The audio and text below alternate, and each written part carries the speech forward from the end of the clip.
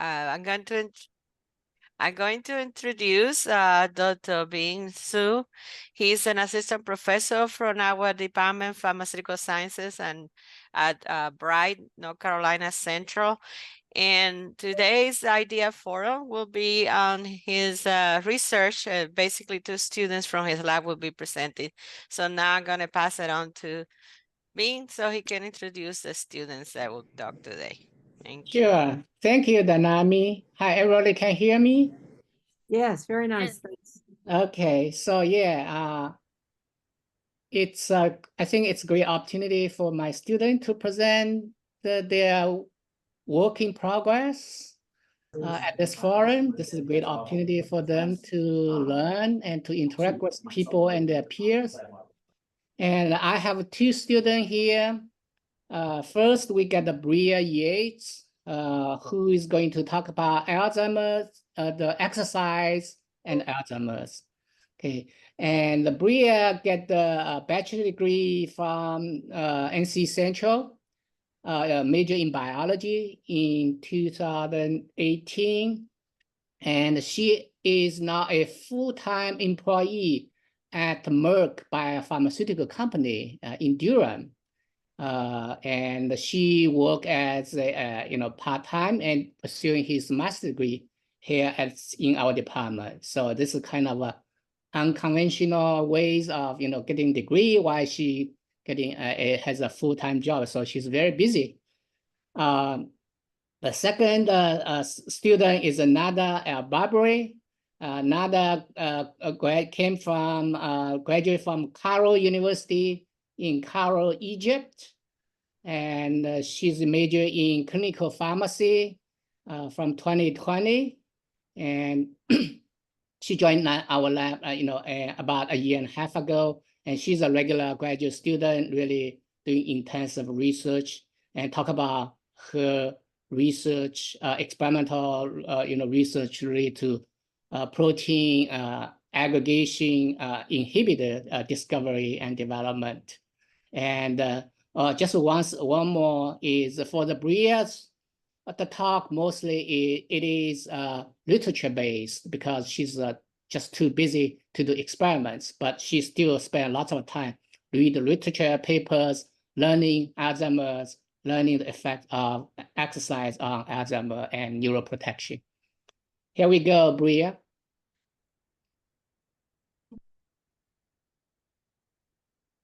All right.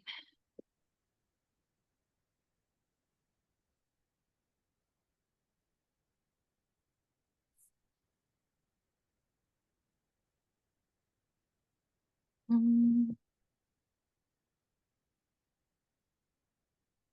right. So as Dr. Xu said, I'll be talking about the roles of exercise-induced irisin in Alzheimer's disease.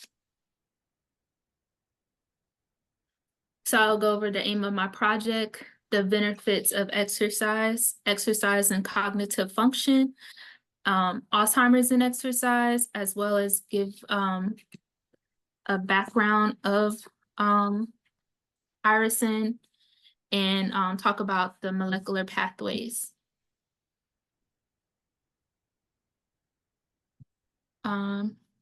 Okay, so my aim of the project is to summarize the role of exercise-induced irisin and the beneficial effects of exercise and its potential application in neurodegenerative diseases, specifically Alzheimer's disease.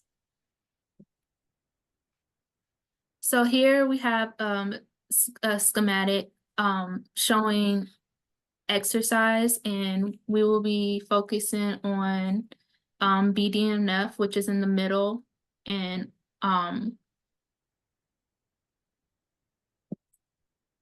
PCG1 alpha, which is to your right. And sorry.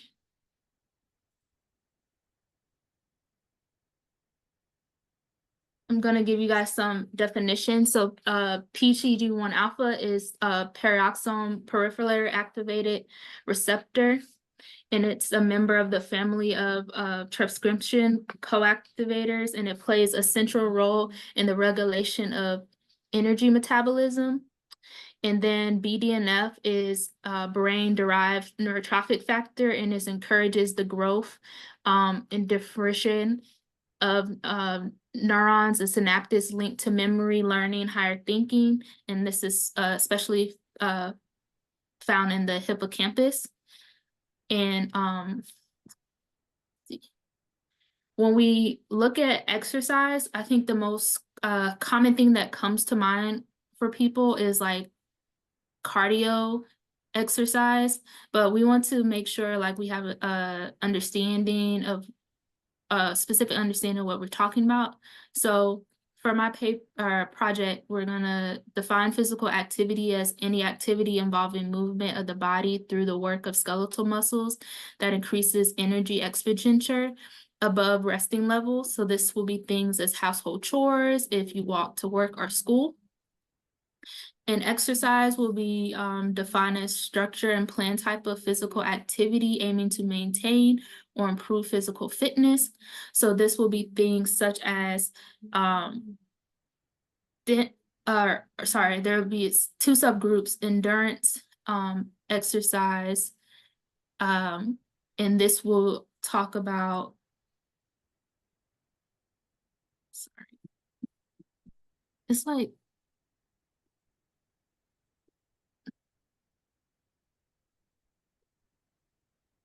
sorry, I can't see some of my slides as I'm going.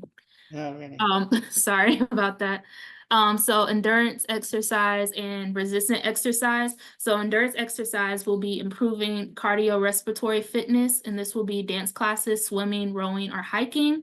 And then resistant exercise will be increasing in muscle strength. So this will be a like resistant band exercise or weightlifting.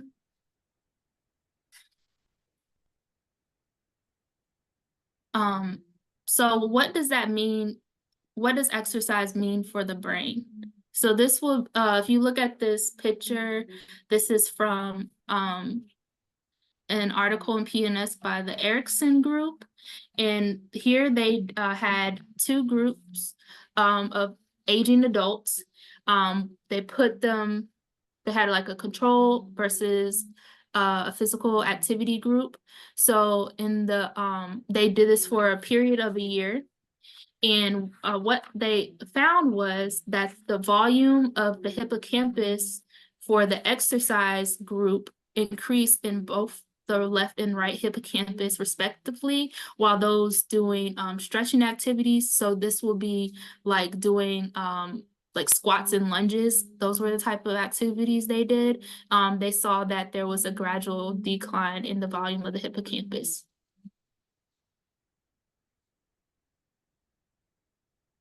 This is the same paper, and what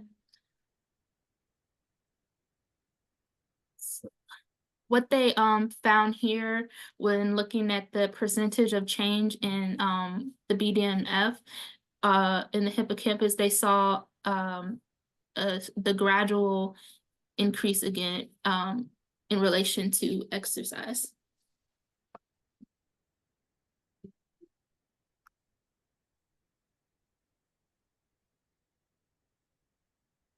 So this is a different group from JAMA Neurology. They did a similar thing where they were looking at older adults. They put them in two different groups, stretching and aerobic. However, with this group, they also tested cognitive functions. So for the panel B, they were looking at like recall. So they would give them a series of words like vocabulary, and then they would do their respective exercise intervention. Then they would have a period of like rest or where they weren't interacted with anybody, and after that period they came back, and they found that the verbal recognition was better in the aerobic group versus the stretching group.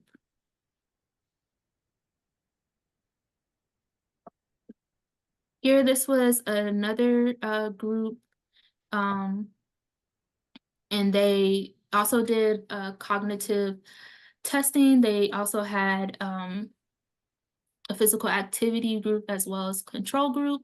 So they tested these people at 3, 6, and 9 months. And this is a Rivermead test. And this is the y-axis is showing like the score versus the x-axis showing the amount of months. And so when they looked at the physical activity group, they saw that there was a steady increase in cognition for the 9-month duration.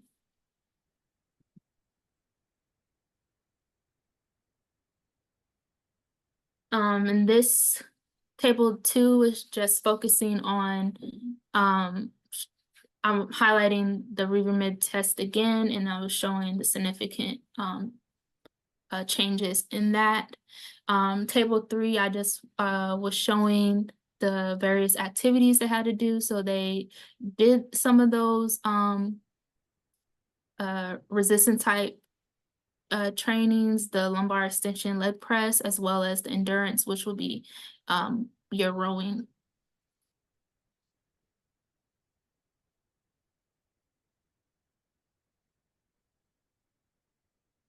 Okay, so this is your molecular pathway, and this is showing how endurance exercise activates your PGE1 alpha. This then goes into your FNDC5, which is an uncleaved version of irisin, and this will then go into your BDNF and complete like a feedback loop and go to your UCP2, and this is very important for learning and memory and neuroprotection.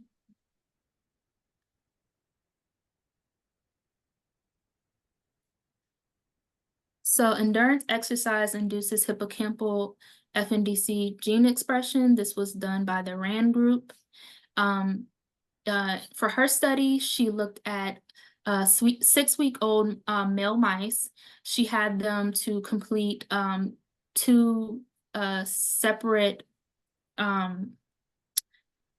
activities. So there was a sedentary group, which had essentially nothing within their cages, and then a free will running group, which they were provided a wheel in their cages.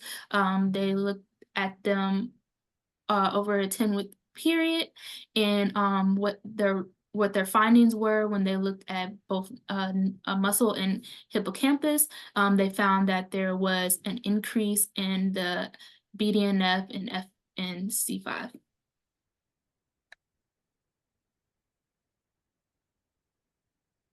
This is the same group, and she did peripheral delivery of FNC5 by antiviral vectors, and she then found when injected into the integral watt, there was an increase in the PCG1 alpha, and the same, they saw slight increase in the FNDC5 and BDNF in the hippocampus.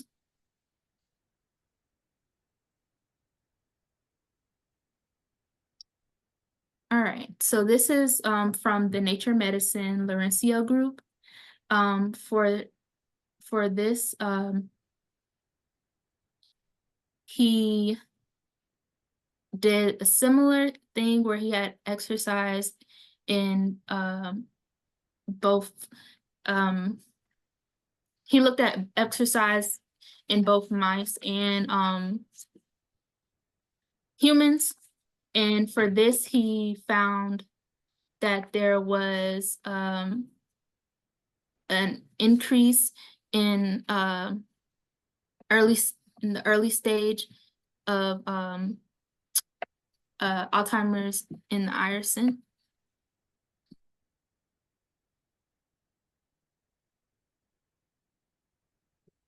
and the same for what he found in the CSF irisin. He found that there was increase as well.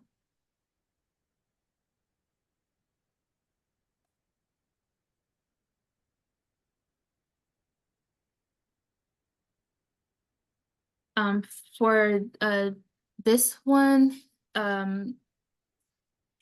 he also found that there was a significance in the increase of FNDC 5 in early Alzheimer's.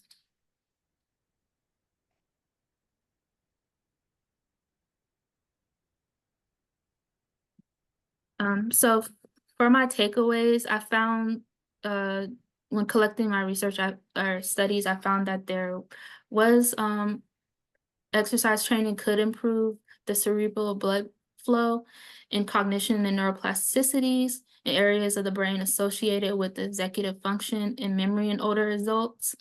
Then I also found low CSF irisin levels in 80 patients, as well as exercise-induced irisin-mediated BDF is an induction molecular pathway in neuroprotection.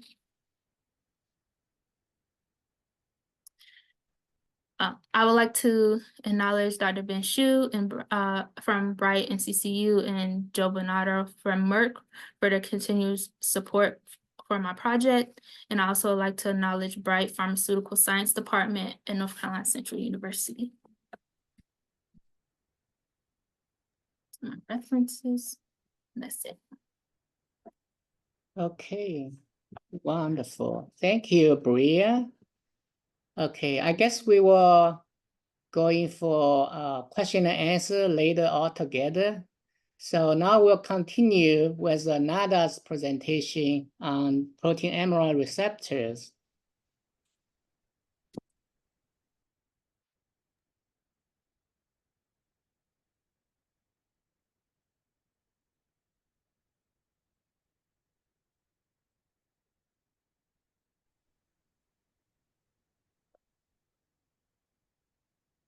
All right, is clear, right?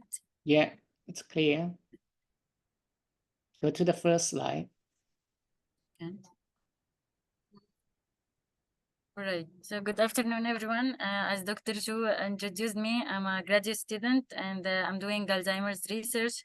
It's a Master's of Science in Pharmaceutical Sciences. My major is Alzheimer's disease, drug discovery, and I also have a bachelor's degree in clinical pharmacy.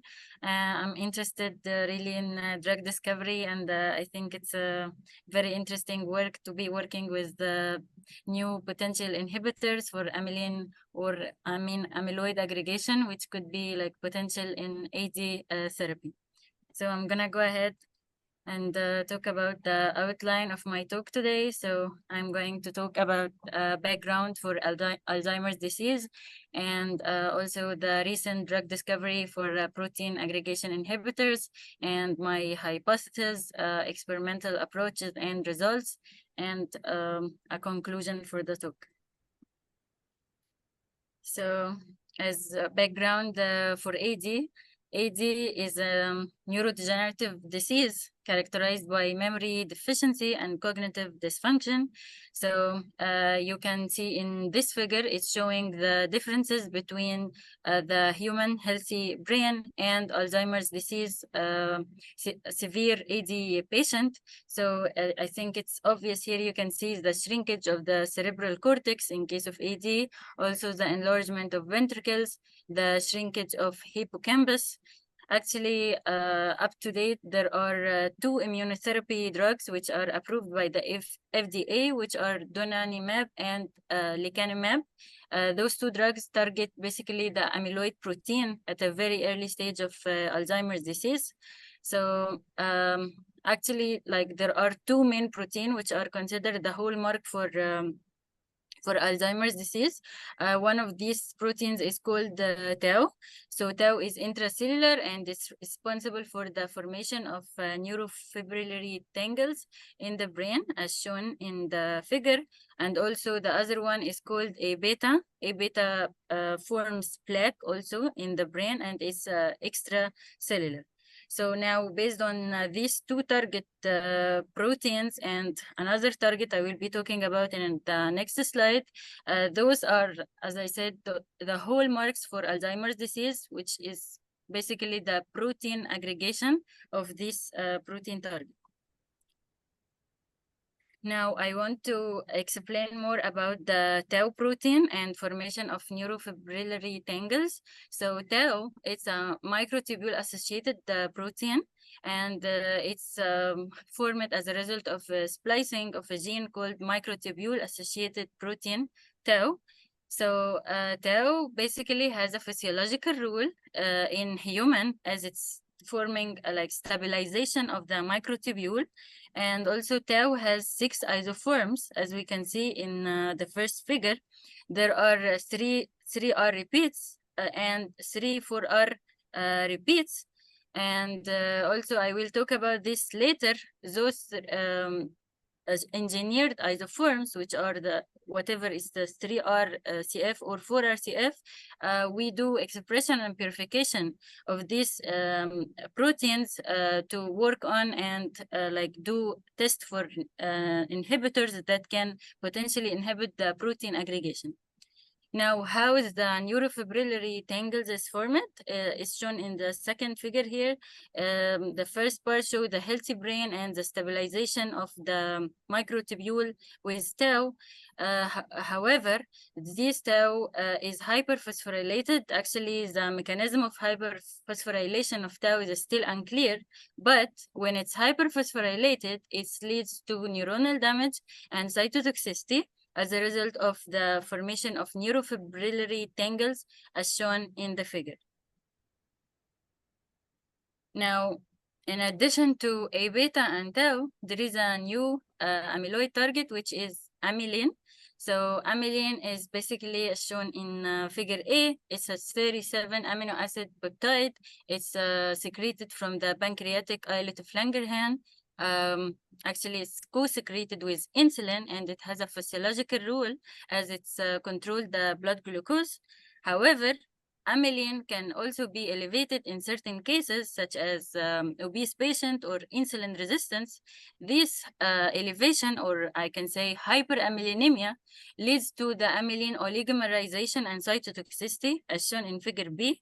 So you can see this is just like the start of the process, which is the monomer, which leads to formation, in case of hyperamylinemia, lead to formation of oligomers, dimers, trimers, and then it ends up with amyloid fibrils. These amyloid fibrils are cytotoxic, and you can see here those red asterisks actually is what we are focusing on, is to try to find inhibitors to inhibit the formation of these amyloid fibrils, which are cytotoxic.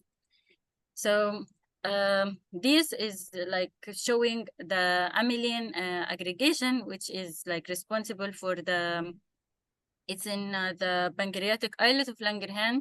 Then this means its toxicity leads to affect the beta cells and developed type 2 diabetes mellitus. However, hyperamylinemia also is later it's affecting the vascular system, heart and kidney, and also the brain.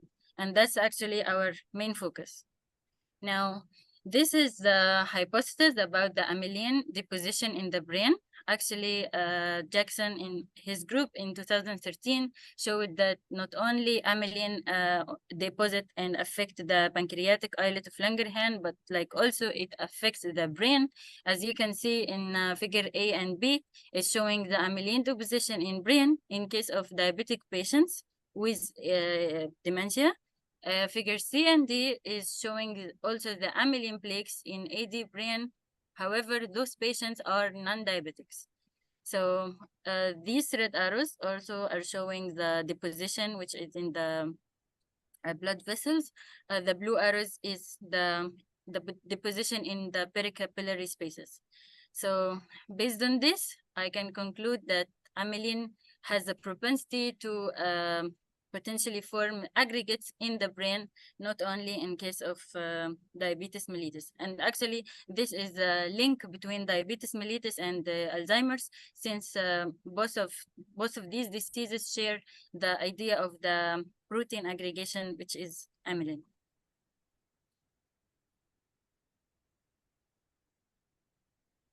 Now, since we are talking about the protein misfolding and aggregation, and I already showed 3 cases, which are the A-beta plaques, neurofibrillary tangles by tau, and amylin deposition. Now, those targets leads to pathogenesis of various neurological disorders, including AD, and also some other kind of diseases such as diabetes. So now there is an effort going, and the research trend is going like to find the new potential inhibitors to inhibit or reduce this amyloid aggregation. So as a note, I want to say that up till now, there is no small molecule drug as amyloid inhibitors approved. But I want to show a very good example of our lab research paper. So our lab did identify the catechol as a broad class of protein aggregation inhibitors. So you may know that catechol are polyphenolic compounds, and they are present already in our body, such as catecholamine, norepinephrine. So our lab did identified catechols based on a library screening, consist of 700 compounds. And actually they did this screening on 3 different target proteins. The first one is amylin, tau2N4R, and A-beta 42. So based on this screening, they identified the top hits, which are showed in red dots. 32% of the top hits were catechols in case of amylin. 50% of top hits are catechol in case of tau2N4R, and 48% of the top hits are catechols in case of A-beta 42. So actually, this is validation that catechols are a broad class of protein aggregation inhibitors. And based on this good example, we are still doing our efforts to find potential new inhibitors for protein aggregation. So recently, we have a new hypothesis about the identification of sulfonamides as a broad class of amyloid inhibitors. This will be the next. And so you may know sulfonamides are already antibacterial drug. They are well known for their, they are antibiotics in the market. But recently I find some literatures, and based on library screening, we find that sulfonamides could also be potentially repurposed in case of protein aggregation inhibitors. Now, this is my results for the identification of sulfonamides based on literature search. So those are very good examples showing that different sulfonamides can potentially inhibit protein aggregation using different target proteins such as alpha-synuclein, phosphotau, human serum albumin, human lysozyme. So here we have different examples of sulfonamides. Some of them are antidiuretic drugs such as indapamide and hydrochlorothiazide. Some are antidiabetics like giliburide, chloropropamide. Also, we have one antibiotic, I think, which is sulfamethoxazole. So these data are showing the potential of sulfonamides to inhibit protein aggregation using different kind of assays such as THT fluorescence or imaging AFM or hemolytic assay, or cell-based assay, I can say. So this is showing some of the examples I find from literature search. Now, this is the data based on the table I just showed. So, for example, the first chart is showing the effect of giliburide, which is an anti-diabetic drug. This is the structure, and it's showing that it has the sulfonamide group, SO2NH group. So giliburide has the propensity to inhibit the human serum albumin aggregation based on THT fluorescence data. You can see this blue curve is giliburide with protein, and this is the protein aggregation only. And also another example is the propensity of chloropropamide to inhibit human lysozyme aggregation using different concentrations of the drug, for example, 20 micromolar, 50, 100. So basically increasing the drug concentration will inhibit more of the protein aggregation. Also, another example is two drugs here showing indapamide and hydrochlorothiazide, which are also sulfonamide. Those drugs are antidiuretics, and they can potentially inhibit human serum albumin, as shown from THT fluorescence-based aggregation assay data. Now, another example is the compound 18 and 20. Those are sulfonamide derivatives, as shown in the structure. They have the sulfonamide group, and also Fortin and her group showed in 2022 that those two compounds can potentially decrease the fibrils formation in case of alpha-synuclein fibrillation, as shown here. Compound 18 and 20 reduce the fibril formation based on transmission electron microscopy data. Not only alpha-synuclein, the other target is phospho-tau. They also proved that compound 18 and 20 can potentially reduce the fibril formation of the phospho-tau. Now, moving forward, we did identify sulfonamides also from library screening at BRITE NCCU. So the library we used is Silichem, a drug repurposing library. This library is consists of 2,520 compounds, and like we did two target proteins here. The first one is 4-RTF, and the second is the 3-RTF. So those tau isoforms are shown here in the scheme. So as I mentioned, tau has 6 isoforms, and those are the engineered isoforms, 4-RTF and 3-RTF repeat. Actually, those two proteins we express and purify in the lab, and we use these proteins for the library screening. So the first chart is showing the highs throughout bit screening on 4-RTF tau.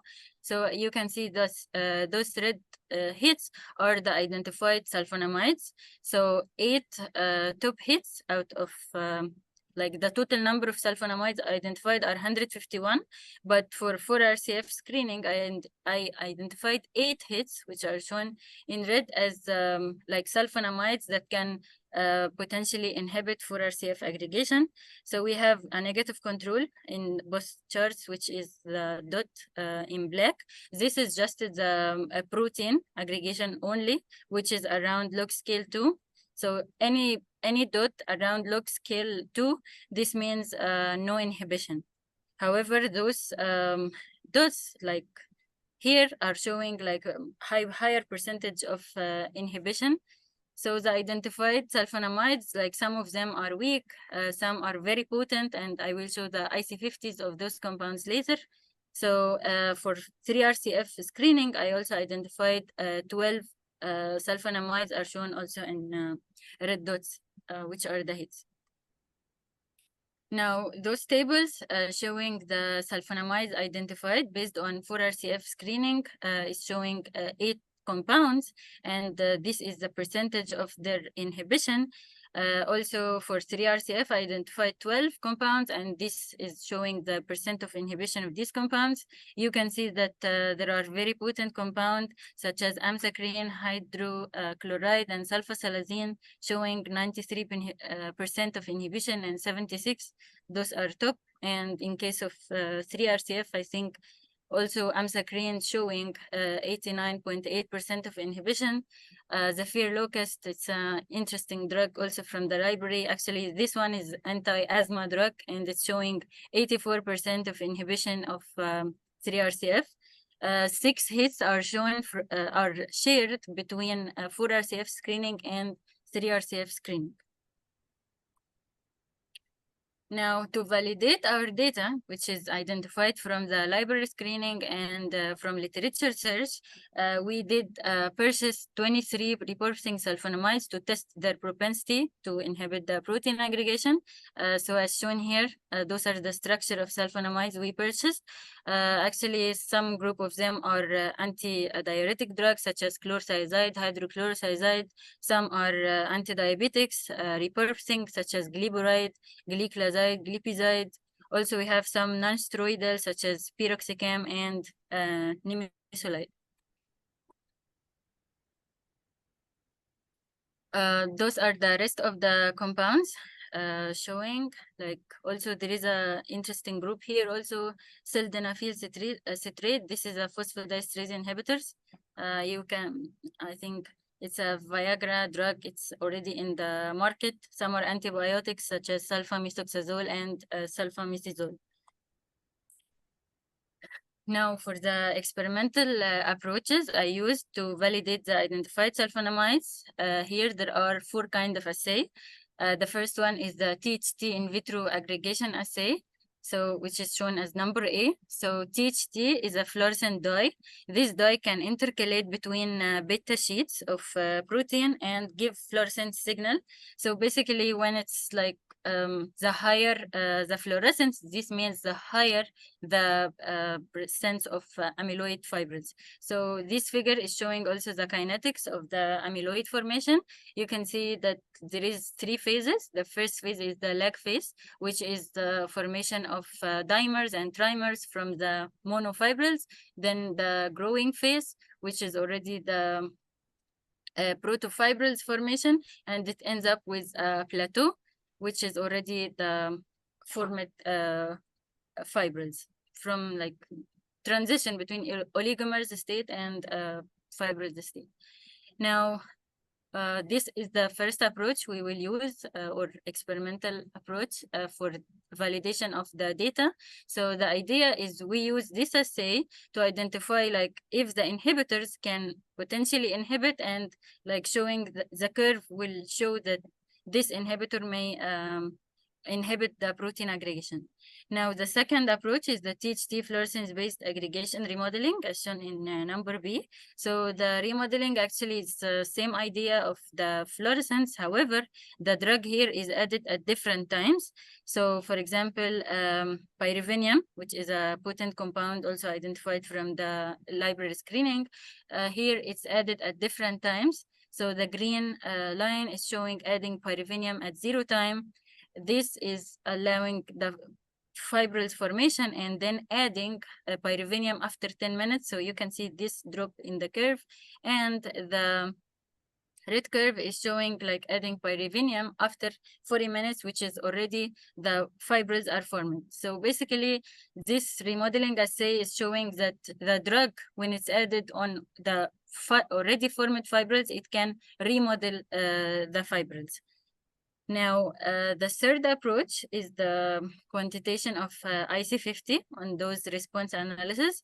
So IC50 is the concentration, which is like showing 50% of the protein aggregation. And I will also show data for the identified potent sulfonamides, IC50s. The fourth approach is the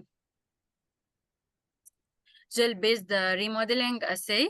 This also is showing that drugs can potentially remodel the preformed fibrils. As you can see, the first lane showing the control, which is just protein only, or I can say here amylin. So this shows the formation of monomers and dimers. However, in the presence of compounds such as EGCG, actually EGCG is a potent protein aggregation inhibitors. It has been studied in a lot of references. So here you can see this smear is showing that EGCG can like potentially remodel the already preformed fibrils in case of amylin, or the third lane is showing another compound, which is oleuropein. Now, this is the first piece of data I have from the THT-based in vitro aggregation assay. So I did this assay for 23 repurposing sulfonamides. So you can see from the bar graph, I have the negative control, which is protein only or amylin only, and the gray bar here is the phenol. Phenol is used as a negative, also a negative control. And we have EGCG. As I mentioned, EGCG is a positive control used in all of the assays. And those are the 23 sulfonamides. You can see that there are very potent compounds such as sulfasalazine, amzacrene, glyburide, and actually those compounds are very interesting. And we later did some secondary validation for these compounds. Now, this is showing the THT-based aggregation assay data. So as I mentioned, I did this assay for all of the sulfonamides, and some of them showing a very potent inhibition. Some of them are weak, some of them intermediate. I'll just show here one example. So the first plot is showing the protein aggregation, which is in the black curve, and also the green curve, which is a positive control. Which is EGCG in this case, and those two curves is showing that sulfasalazine, which is red, and amzacrene, which is in orange, can potentially inhibit the protein aggregation. So you can see that the fluorescence is reduced in case of in the presence of drugs with the protein.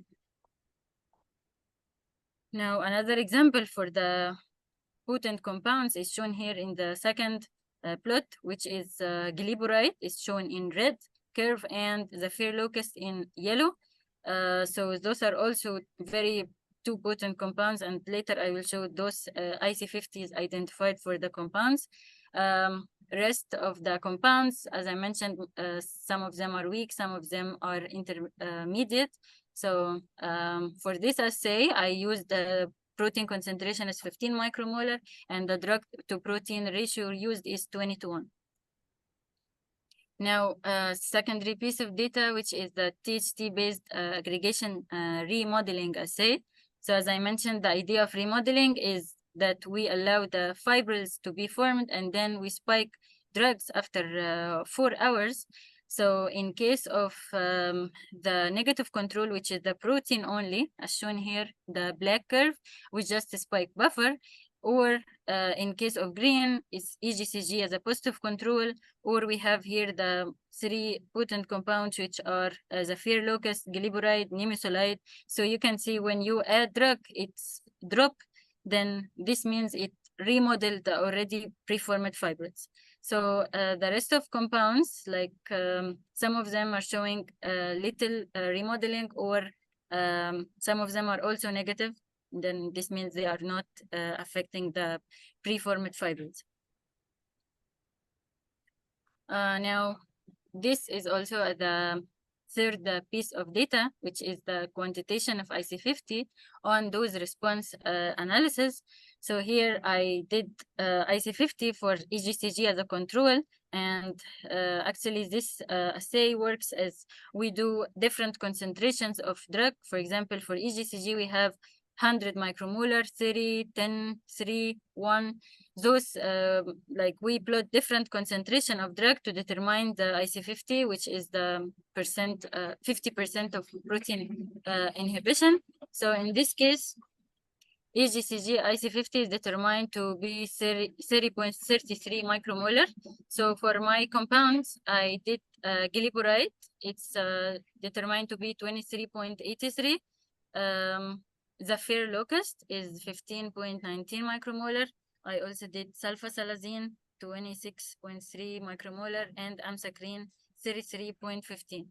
So I would say like those compounds are slightly potent than EGCG based on this data, since they are showing, for example, the fair locust or sulfasalazine or amzacrene are showing lower IC50 than EGCG. So the lower the IC50, it means like the higher the potency. Now, fourth assay is the gel-based remodeling assay. So in this case, this is basically a Western blot analysis. So what we do is we did prepare samples as a protein only or protein plus drug, incubate them for 2 days as in trace buffer, and then do SDS page separation, and then probe by anti-amylin antibody. So you can see here, this lane is the first lane is showing the negative control, which is the amylin only, is showing the formation of monomers and dimers. So in case of the presence of drugs such as EGCG is shown here, this is smear is showing that the EGCG has potentially affect or can broad range remodel the protein aggregates in case of protein incubated with EGCG. Also, we have some drugs are showing that they can potentially remodel the fibrils, such as is shown in figure number C, dracohidine, or figure number D showing 4-aminophenol and also nimesulide. So in this case, we did different concentrations, such as drug to amylin ratio is 3:1, or sometimes we do 10:1, like to see whether the higher concentration of drug can affect or remodel the protein aggregates. Now, based on this 4 kind of assay, I would say a conclusion that it's this finding provide evidence that showing that the sulfonamide can be repositioned as a potential candidate inhibitors for amyloidosis. And I think this is a very interesting class of compounds, since they are already can be repurposed in neurodegenerative disease or amyloid aggregation diseases in general. So I can say that for future direction, we need to provide further evidence to validate and characterize those identified sulfonamides through other kind of assays, such as cell-based cytotoxicity assay and animal studies. And also, it would be very interesting to potentially find new classes of inhibitors from literature search or from library screening to test them and validate or characterize in case of using different targets of protein amyloids. And I think this is very interesting work, since it gives more hope for finding new drugs for Alzheimer's disease and give new hope for AD patients. Now, for the acknowledgement, I want to say that this part is supported by this work is supported by the NIH grant and a grant from Diabetes Action Research and Educational Foundation. I really want to thank my thesis advisor, Dr. Ben Chu, for the chance to work with him and his great effort and his guidance, which really exposed me to the intensive research. I also want to thank Miss Nelly. She's a research scientist working in our lab, and also the students, Sabine, he was a graduate student, already graduated with Masters of Science from Dr. Ben Chu's lab, and Paul, who is a PhD student. Also, I want to thank Miss Lynn for her assistance and expertise. She's also a scientist in Dr. Ben Chu's lab. And I feel very fortunate to be a part also of North Carolina Senior University Department of BRITE. So thank you, and I would like to listen all your comments and feedback. Thank you. Thank you, Nada. Thank you, Nada and Bria. Now I think we have about 10 minutes and open for questions for both of you. Hi, Nada. Can you hear me? Hello. Hi. Hi. Yeah, I had a quick question. Great job, by the way. Really interesting work. Yeah, so first question, I was wondering, do you know about the ability of any of your compounds to be taken up by cells and their ability to potentially cross the blood-brain barrier? I'm just wondering, if these are injected peripherally, do you think they can get into the brain, then get into the neurons that kind of need their help? Actually, we run a cell-based assay, like to first prove that like amylin is cytotoxic to the cell, and then we did some also assay to prove that those drugs are not toxic to the cells. But we are still working on like the cell-based cytotoxicity assay, which is the real assay that shows that those drugs can potentially reduce the cytotoxicity of the amylin to the cells. And the cell line which we are using is the Neuro2A or INS cells. Yeah. Gotcha. So it does seem like they can be taken up by cells pretty easily. So my follow-up comment is that we actually have a cell line of tau aggregation in our lab. It produces a crazy amount of tau pathology. So if you ever wanted a cell line that just has a bunch of tau aggregates where you could kind of dose in these sulfonamides, just let me know. I'm sure we'd be happy to share. Yeah, sure. All right, great job. Thank you. Well, thank you so much.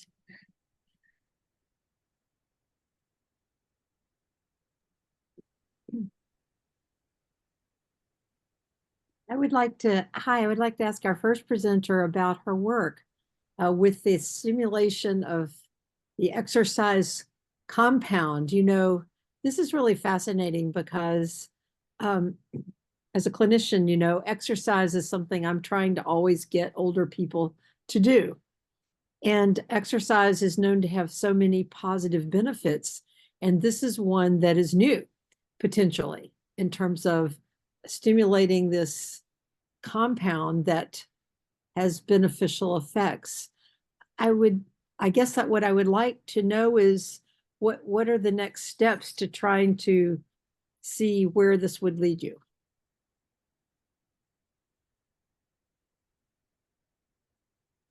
Sorry, I didn't come off mute.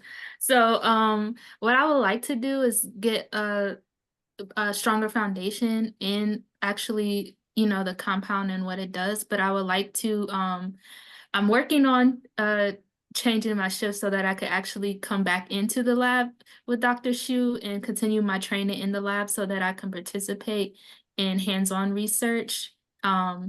Yeah, so I would really like to do that. And I'm also interested in clinical trials because I also received my certificate in clinical research at Central as well. So I would like to potentially see if I could help out with like a clinical trial down the line. Great, thank you.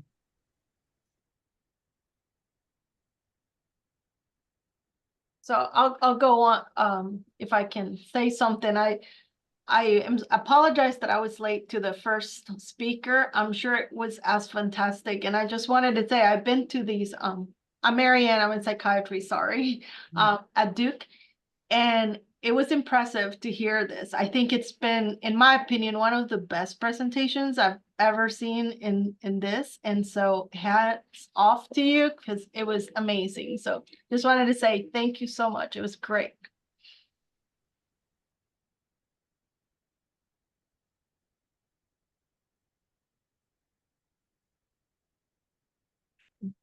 This is really exciting work for your lab.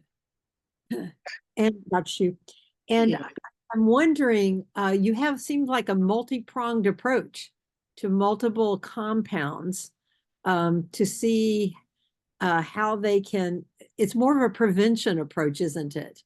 In a way, would you say, to prevent the amyloid? Yeah, so I think it need to be, we think we have a variety of things going on. I think you probably know, I think in the ADRC annual symposium, maybe myself and Dr. Ling Wu, who is a REC scholar, present some biomarker study. So that's one of our major projects going on. We also have a significant collaboration with some Duke researcher from ADRC, Dr. Jerry Wang, Andy Liu, and try to develop a translational project. Now, we also have this try to develop some inhibitor, which is another's work. And additionally, related to BRITE, we are trying to understand the mechanism of exercise, how that can affect, you know, related to neuroprotection. This is very fascinating. I think it's a pioneer work from Bruce Spiegelman from Harvard, and they started maybe like more than 10 years ago.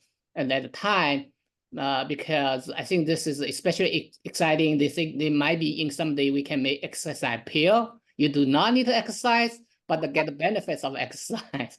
So that's still, I think, in the works. But they have a lots of basic finding of in terms of what are the receptors and understanding how that can affect. Initially, it was finding this molecule called irisin, the myokine produced by muscle. Was fine from the exercise was initially is to treat anti-obesity because it turns white adipose tissue to brown adipose tissue and therefore enhance the energy expenditure.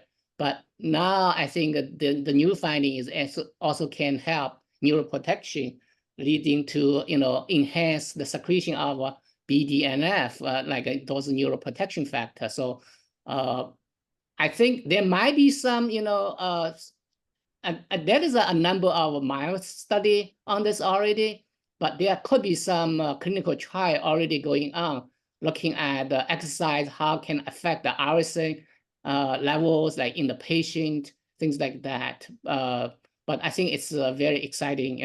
We have several like translational projects going on. Hopefully, they can further expand and develop. I agree. I think it's incredibly exciting, and so also the possibility of inhibiting the amyloid as well. Yeah. So it's you have a lot of things going on. I wonder if there might be other questions for your presenters.